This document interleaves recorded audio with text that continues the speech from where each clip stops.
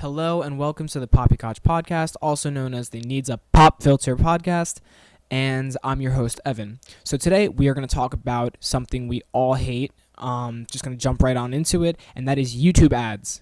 I'm sure we've all experienced that moment where we're fucking listening to like some shit for guided meditation, or just listening to some music, or even like game or butt lumps or whatever, and fucking in the middle of it, it just like do all this happy-go-lucky like guitar fucking like new, I don't even know, not alternative rock, what the fuck is it called, like indie rock kind of like upbeat vibe music comes on talking about your erectile dysfunction or whatever the fuck it is, and it is just the most intrusive, obnoxious fucking ad. It's not even like a little 5-second like, hey, this is my product and I'd really like you to buy it. I would just be, really, really great, man. I'd really appreciate it. No, it's boo-doo-doo-doo, fucking erectile dysfunction. No, it's whatever. So fucking, it's annoying. It's really fucking annoying. And I don't understand how.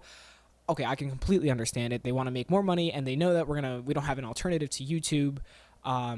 Like the masses really don't have an alternative to YouTube, and so we're just kind of fucking forced to watch them. But that's not even getting into the fucking ads before the video. And something interesting that YouTube had recently said, if I remember correctly, is that they're getting rid of those 30-second unskippable ads right before you watch the video. And that's fucking great. That is really great, because I personally, and I know this does nothing to affect the company, I X out of any ad that is 30 seconds and unskippable. I find it to be so obnoxious that I refuse to watch that video. I'll come back later when I don't have a fucking ad in my face. It's annoying. It's obnoxious. And I just sometimes I understand the fiscal logic, like the monetary logic behind it, because obviously they're making so much more money, playing ads whenever they fucking want to, like in the middle of your video. Oh, and let me not even get started on the fucking ads, like there are two ads in the middle of your video. Like, is one not enough? Do you like want me to go out and fucking shoot myself? Holy shit, 2 ads. Anyways, and you know what? Let me just mention really quickly that anytime I see an ad in the middle of the video, I don't give a fuck.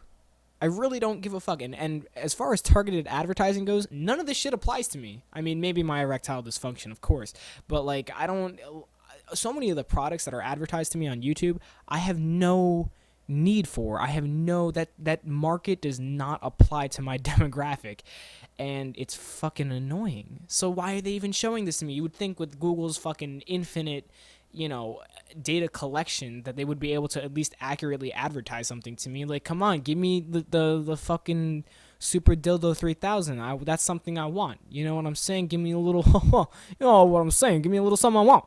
But, yeah, I don't know. Sometimes companies' decisions really just fucking make no sense.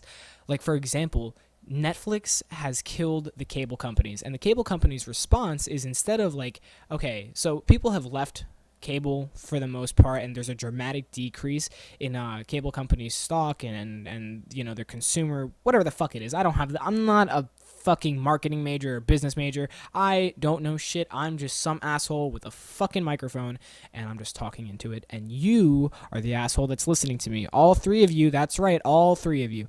But let's talk about the cable companies. So the cable companies are losing like a lot of their revenue to Netflix, and they can't figure out why. They're like, oh my god, I wonder what it could be. It maybe is those 8 minutes of ads that are for a 30-minute show. You're literally watching 1/3 of that time is you watching ads. And if you're not watching it, you're typically you're listening to it. Whether you get up to go to fucking take a shit or you go make yourself a PB&J, like you're listening to that in the background and they get what they wanted. So anyways, the cable companies are losing a ton of money to Netflix because, as we all know, Netflix doesn't have any ads. Currently, this is fucking March 4th, 2017, but for all I know in the future, they could have a ton of ads. So, that disclaimer being said, they have no ads as of now. And so the cable's response to this whole like losing ton of revenue to Netflix is, let's make more ads to make up for the revenue that we've lost to Netflix.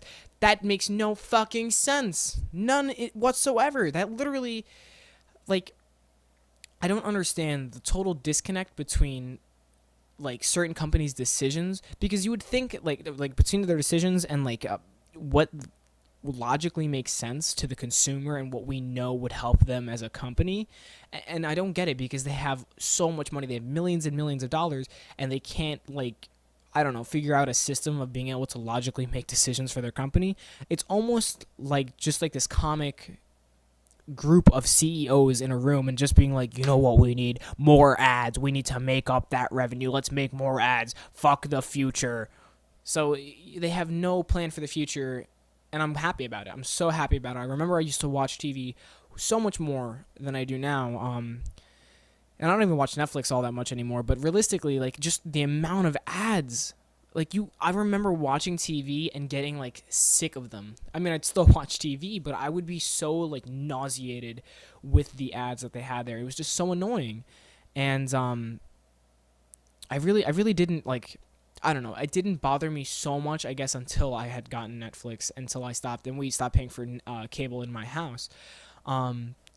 It just seems to me that, like, the cable companies essentially, like, basted and fucking, like, really prepared all these consumers that they had for so long, for, like, I would say all the way, fuck it, I don't know the history of cable, but essentially, like, from the time that Netflix was, on the rise, they had already primed and prepped their consumers for Netflix by absolutely raping them with fucking ads. It's so, and, like, okay, another huge thing about cable, not only do they have the 8 minutes ads, and now I think they're 10 minutes, fucking still taking up a third of your viewer time, is that, like, there's also ads in the middle of your show. Like, what the fuck? Like, it's at least like, I can't comprehend that with cable. And, like, I guess I was just bitching about YouTube doing that, but I think it's a little bit worse with cable because you can't go back. You can't do, like, I don't know. It just seemed way more obtrusive because it seemed to be way more forced. At least on the internet, you have a lot more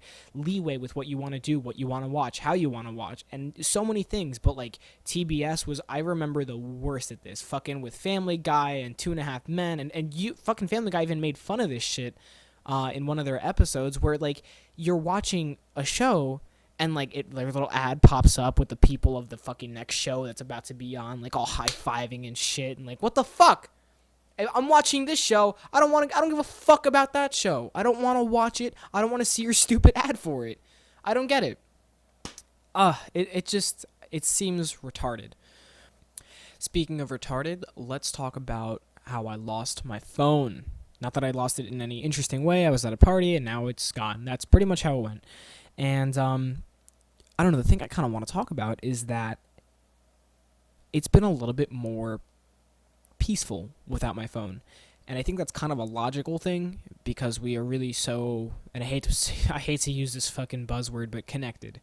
It's true. We are really connected as a society, as people, and, like, I think it's a no-brainer that we all consciously accept that we use our phones for, like, just for everything.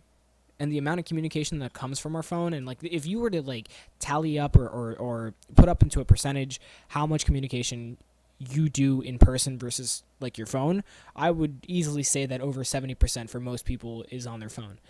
So I think we consciously recognize that, but I don't think we recognize the kind of, and not that it's negative or anything, but just the effect that has on us.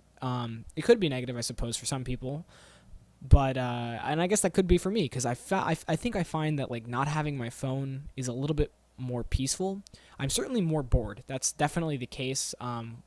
Where I have to, like, just kind of, like, I'm, like, sometimes at work when it's really slow, I just have to fucking, like, make up fun. I don't know. But I think we don't really attribute how much of our conversation comes from our phone, or just the fact that, like, having it on you, maybe what I want to say is just that, like, it's so integral to us that even if we don't use it necessarily, it's still, like, not having your phone on you feels, like, weirdly like being naked, in a sense. It's like you're really cut off from so much. You're cut off from being able to Google anything on the spot, really being able to fact check anything anyone says, being able to communicate with anyone, being able to really, like, know what's going on in the world around you. I think it's kind of weird how, like, now in today's society we're so used to being kept like up to date on other people's lives and just what's going on, that we forget that so much of that information is just blatantly fucking useless. And I'm not saying that I'm a person who's on like Instagram or Snapchat every day. I hate, like, I don't check people's Snapchat stories. It's so dumb. Like, why would I want to see what really other people are doing? Like, Instagram's makes a little bit more sense. Instagram is basically like where Facebook, where you only post pictures of what you do around you, and sometimes booty pics. But besides that, like, I don't know. I think that, like, we're so used to that it's become kind of integral to who we are as individuals. And I personally have found it to be a little bit uncomfortable to not be able to, like, okay, it's a double-edged sword. I've been a little bit less anxious because I haven't had that communication, but at the same time, I also feel a lot more solitary, to be completely honest. I Reddit a lot, actually, and the one thing I do miss, more or less, and I know you guys are wondering, well, how the fuck are you recording this? I'm using a microphone and a laptop. So yes, I have a pretty shitty laptop that I'm working with right now, and that's why I've been Redditing a little bit. That's how I've been pretty much keeping up to date how I'm recording this. But I don't know, just not having it on hand is definitely different. It's neither good nor bad. You know what? I'll actually say it's like I think maybe I could stand for, and maybe a couple other people could definitely stand for using their phone less, or perhaps having periods in which they don't use their phone at all. And that might be healthy, but I think overall phones are good. I think that this kind of level of communication is very good. I think we live in an age where information travels a little bit faster than maybe it should, and that leads to a lot of, and I hate to use this meme, fake news. You know, this leads to a lot of just like disinformation being spread around insanely fast. But I think also at the same time it allows for information that is useful and that needs to be spread fast to, you know, it has its outlet. It has this medium in which everyone can learn about something so quickly. And a good example of that is WikiLeaks. And I don't know the amount, like the effect that WikiLeaks has had. And if you don't know what WikiLeaks is, actually, let me just talk about that. If you don't know what WikiLeaks is, it's essentially Wikipedia for leaking information on corporations and governments and other, you know, large international bodies or whatever the fuck it is. You know, you get the point. It's where the tinfoil hat stops becoming a tinfoil hat, essentially. It becomes a fucking like leather cowboy hat and shit's real. But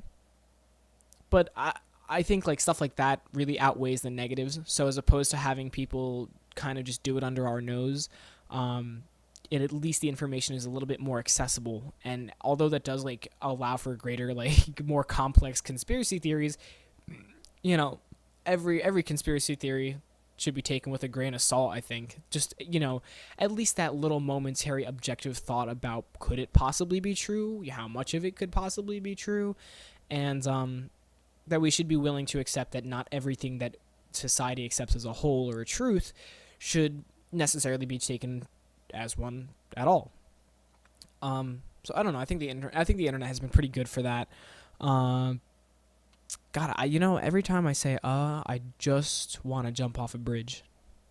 That's oh, okay. So I have only been talking for about 13 minutes, and it felt like I have been talking. It feels like I've been talking for about half an hour.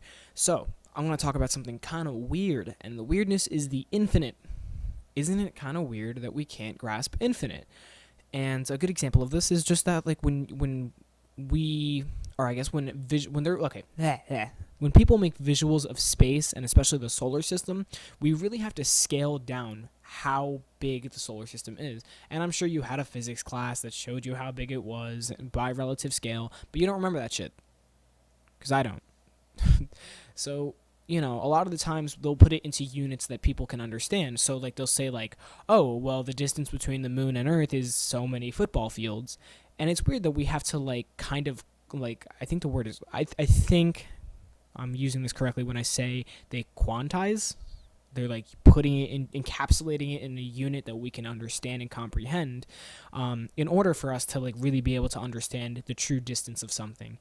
And we really don't, I think we don't understand that to a great degree. And it's not anyone's fault. I think it's just like how humans are born, how nature has let us evolve, that we really don't understand infinite.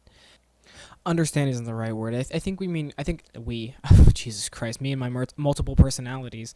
Um, no, I think, fuck, what was I gonna say? Oh, comprehend. Comprehend is the word, not necessarily not understand. We understand what infinite means. I think we just can't think about it.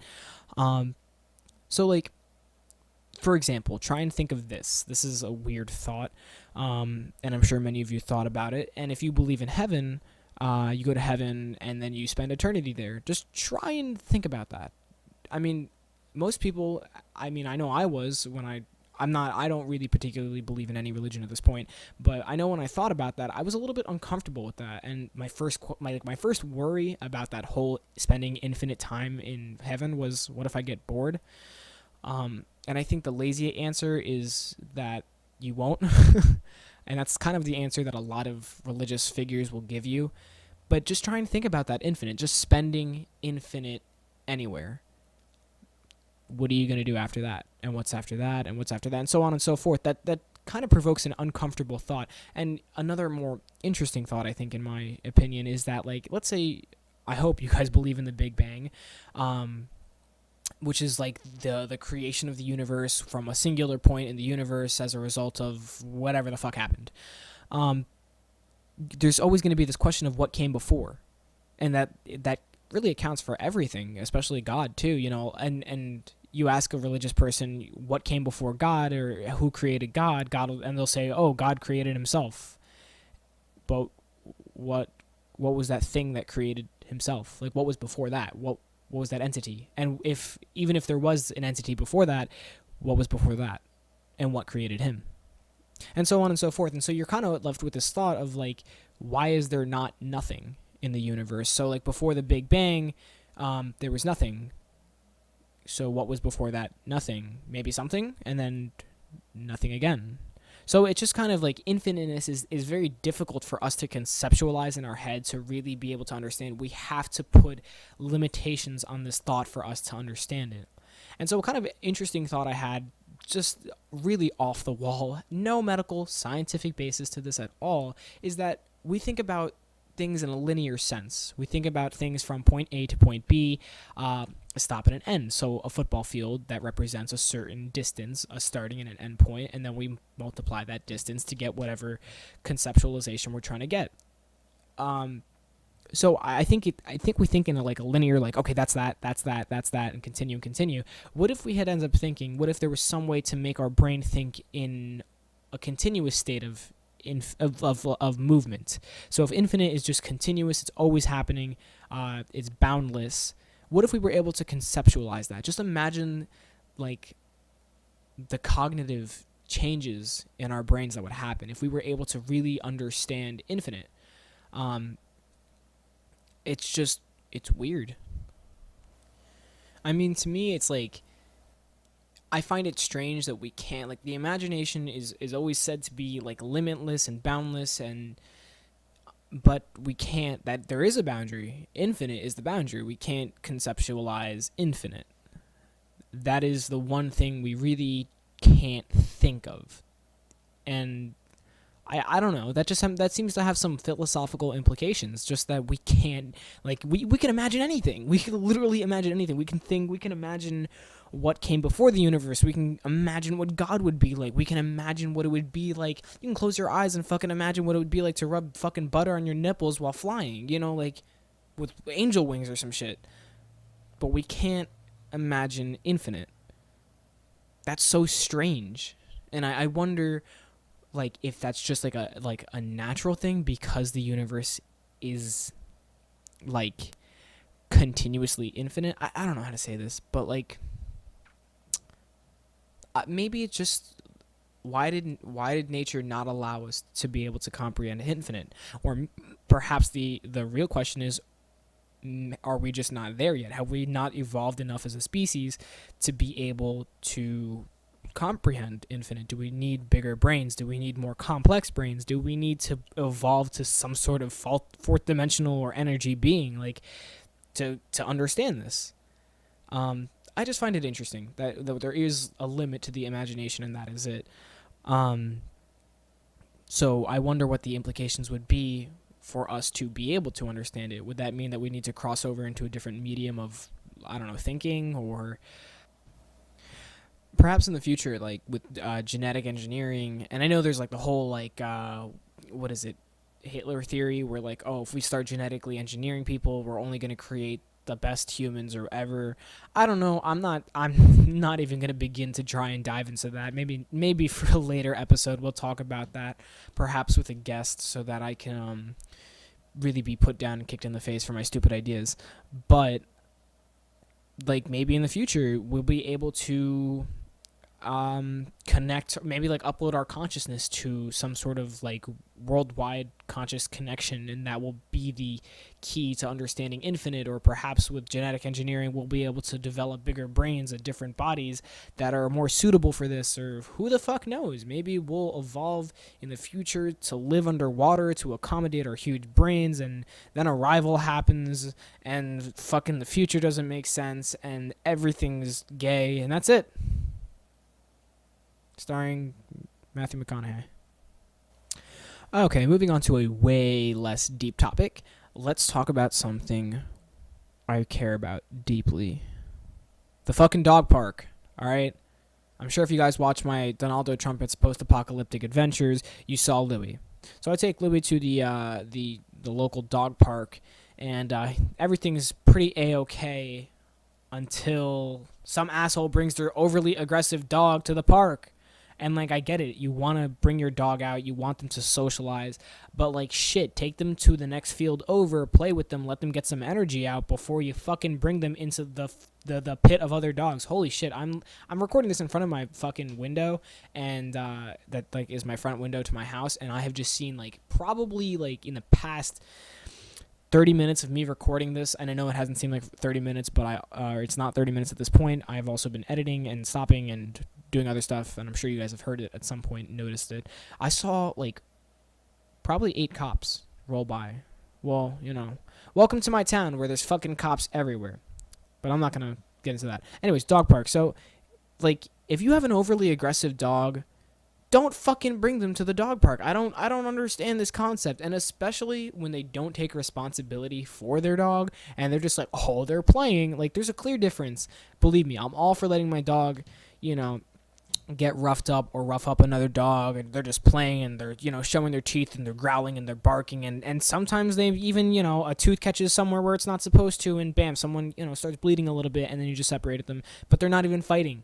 You know, or even if they do fight, you separate them for 5 minutes, and bam, they're like fucking little kids. They're fine, you know? So, but if you have a fucking dog that, I don't know, literally did some bath salts before you fucking brought them to the dog park, you're an asshole. Like, you're such a dickhead. I was at the dog park the other day. Not the other day. I would say probably a month or two ago, and, God, it's been a warm summer. Ugh, that's gross. Anyways, so this guy brings his dog. It was only like 5 people at the park, and I let Louie free into this gated area, and he's playing with the other dogs, and some dude comes, and he brings his fucking, like, it looks like a Labrador, but with a sleeker build. Like, kind of like a Labrador and, like, a pit bull kind of mix, and I hate to shit on pit bulls, but like, I'm not trying to say, like, oh, like, that's why he was a fucking maniac. That's not the reason at all. I don't fucking know. The dog was just an asshole, and that's all I know. And I'm just giving you a description of what the dog looks like. Anyways, so the point of what I'm trying to say is this asshole brings his fucking dog in, and immediately there's problems. The dog that goes to meet him, that dog, so another dog, a smaller dog, goes to meet the overly aggressive, let's call him Fucko, and Fucko Jr., which is his dog. So that dog, little dog, goes to meet Fucko and Fucko Jr., and immediately right off the bat, big dog is pissed. Like, he just starts snarling at him. He's clearly not in the mood to fucking do anything. And so the owner of small dog comes over and grabs their little pooch and runs away. And Fucko and Fucko Jr. go over to their little, like, a canopy kind of off to the side. And what does he start doing, right? So Louie goes over to start playing with him, and of course he does the same thing to Louie. And I call Louie over, get my pooch, and then this asshole with the fucking overly aggressive dog, Fucko, pulls out a drone, like a little toy, remote-controlled drone, and just starts flying it right there. totally disregarding that his dog is egging on other people's dogs and like getting aggressive and mad. And like the fucking stupidest part about this was that when I went to go like take Louis away from him, he's like, yeah, sorry, he does this sometimes. Like, okay, so you know about this and you're just choosing to ignore it. So this fucker literally pulls out his drone and starts fucking flying the shit around the dog park, which is like not only bugging other dogs, like they're all like kind of like, whoa, what the fuck is that? Because it's kind of a loud device. And just completely ignores that his dog is fucking around and like low key about to bite another dog. I don't know, just you're such an asshole if you do that. What a dickhead. I don't know. That's my complaint for this week, perhaps. I think I'm only going to do this podcast once a week. I don't have enough fucking talking points to do twice a week. Maybe I will, maybe I won't. It depends. Fuck. Jesus. Get off my dick. Alright, well, that's it for now, guys. Like, subscribe, comment, all that gay shit that every YouTuber says. Fucking send me some fucking fan mail or something, man. Do it. Tell me what you want me to do, what you want to talk about, if you want to answer questions, if you want to do something interesting. Just send me some mail. I don't care. I will see you next time. Alright then, later.